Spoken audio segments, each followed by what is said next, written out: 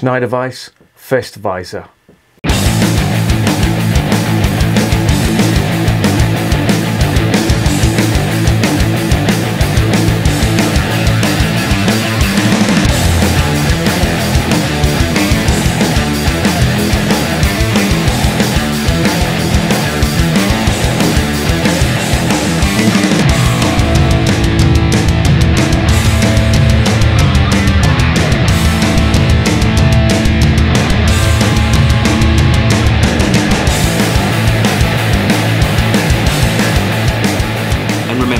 Life is too short to be drinking shitty beer. Welcome to another edition of Bands, Bikes and Booze Reviews. I've got a really special one tonight. This is the Schneider Weisse Festweisse.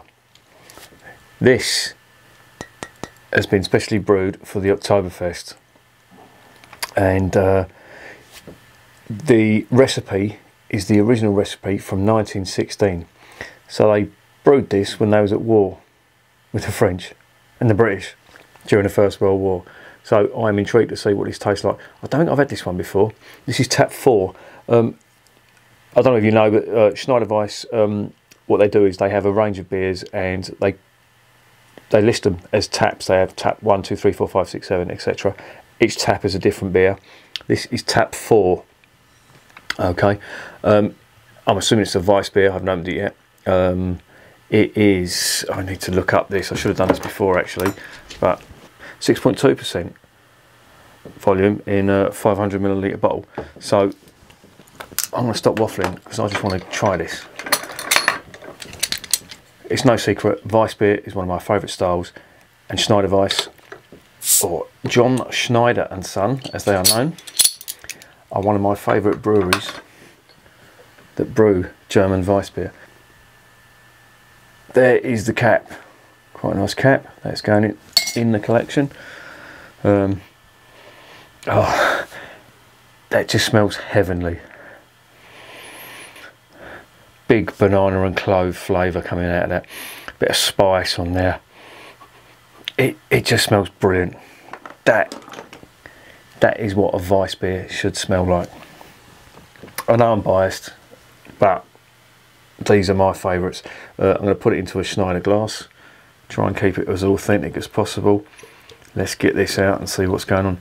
Now this apparently is different from the normal Schneider Weisse, which is one of the best out there. It really is, well, if not one of the best, the best. I've not had this one before though. I just saw this today and I grabbed it with both hands, bought it. It was quite expensive though, it was £5 a bottle. But I'm sure you can get it cheaper than that. That is a slightly darker, you may not see that in the camera, that is a slightly darker colour than your average Weisse. It looks quite normal, but in real life that's a little bit darker. The head's quite thin as well, but it just smells amazing. Let's get it down the hatch.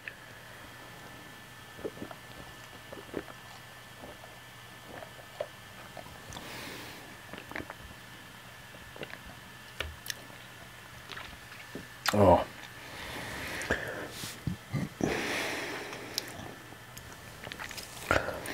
that is just beautiful. This is what a Weisse beer should taste like. High in alcohol, lots of yeast in that.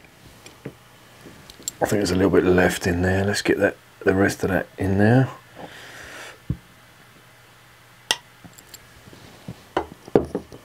You get yeast deposits in that. They should always go in the glass. I don't know if you can see that, but one of them slid down the side of the glass. That will just give it more flavour. Because of course, in Weisse beer, the most important ingredient is the actual yeast that they use. That gives it its unique flavour. And what is that flavour? Well,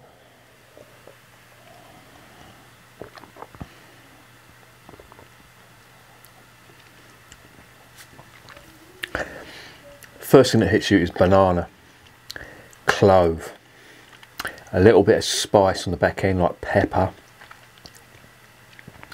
Then as it goes down, you're getting the yeast, and that's a sweet, gives it a nice sweet feel to it. The mouthfeel on this, is probably one of the best mouthfeels on a Weiss that I have ever had. It is just superb. And this stuff contains New Zealand Cascade hops, so it's not the original recipe, and it contains organic malts as well. So it's just got everything going for it, really is. I think they've redone the label. The label, I think, in all their beers is going through a bit of a revamp at the moment, but yeah, it's superb. And these are the oldest Weissbier brewers in Bavaria. Weisse is the oldest brewery, but they weren't brewing Weissbier back in 1070, I think it is. Schneider, or John Schneider and Son, have been brewing it since 1872, I think. Yeah.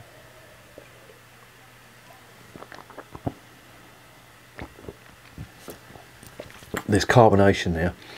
That carbonation, I'm assuming, is coming from the yeast, so it's naturally carbonated.